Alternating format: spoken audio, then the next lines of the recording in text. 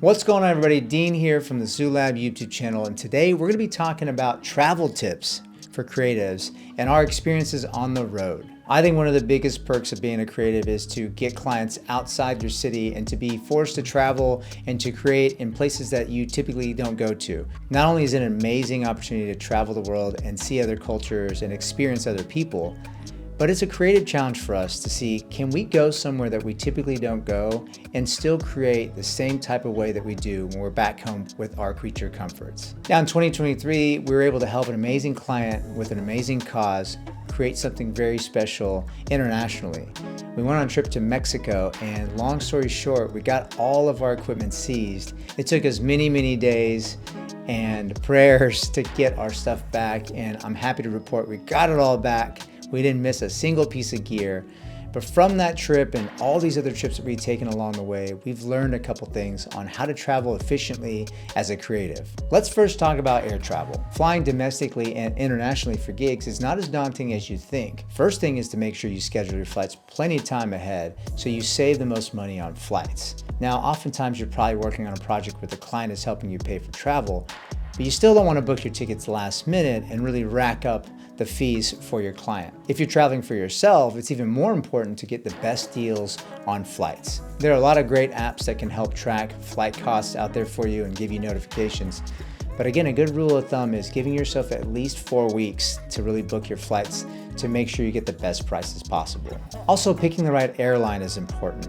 We like to work with an airline that is used to creatives traveling with a lot of media gear that can accommodate our stuff really well. When you are traveling with media gear, they tend to be pretty big, bulky, oversized items. So we recommend traveling with American Airlines because they have a media credentials section of their checked bags, where anything oversized and overweight is a standard $50 price to check that bag. Now, when you check your bags with American Airlines, make sure you have your media credentials or a media business card.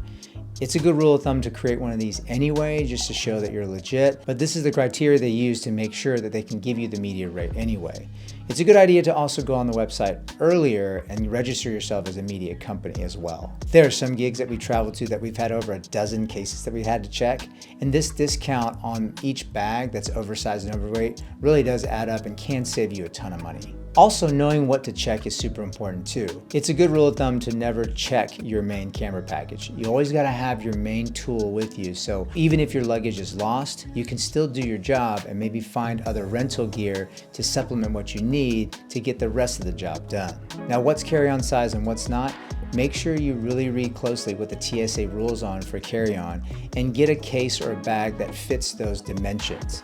The Pelican 1510 and the Pelican Air 1535 are at the upper limits of what's acceptable for overhead bins. Now, we've actually encountered it even with that. Sometimes they'll make you gate check your bag because the flights are really full and there's just not enough overhead storage space. In that case, I always recommend folks to travel with some zip ties. The zip ties can be that last second thing that you use to secure your Pelican case so it doesn't fling open when it's in baggage claim. It's actually a rule that if security goes through your case to check anything out and it's got a zip tie on the outside of it, they have to replace it with a zip tie or they're responsible for it. I actually learned this the hard way because I had one of my Pelican 1510 cases gate checked, and when it came out in the baggage carousel, it was wide open with the contents spilled completely out of it. Now, luckily, about 15 minutes later, someone literally from the tarmac ran up with a sack full of batteries and chargers and said, "Hey man, is this your stuff?" And it was. And that's when he gave me the advice to use the zip ties to make sure that I have extra zip ties on me at all times. Now, if budget allows, I think the next best step with traveling with your gear is actually not traveling with your gear. Find local production houses or folks on ShareGrid where you can rent your gear is a great and valuable tool. For one, it provides other locals with work, and two, you don't have to lug around all that equipment. Sometimes when you break down what it costs to actually travel with your gear and to pay the baggage fees, it ends up breaking even, sometimes even in your favor, just to rent gear when you're there. On a recent trip we went on, we actually went as far as to renting gear and a person that knew the gear. I can't tell you how amazing this was, and it might be the way we go every single time. Where a grip truck arrived with a grip in it who knew where every little attachment, doodad, cord, light, you name it, he knew exactly where everything was, and I can't tell you how much time that saved on set. And he was an amazing guy to work with.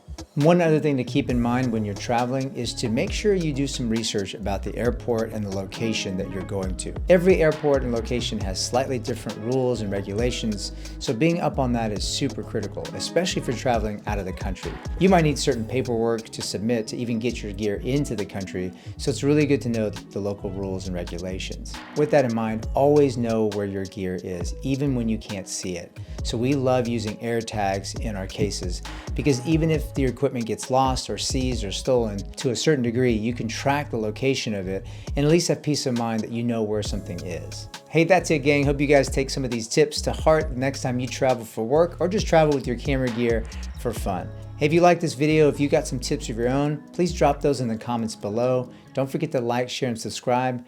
We create content based on your feedback, so we'd love to know from you how we're doing and what other topics you want us to cover.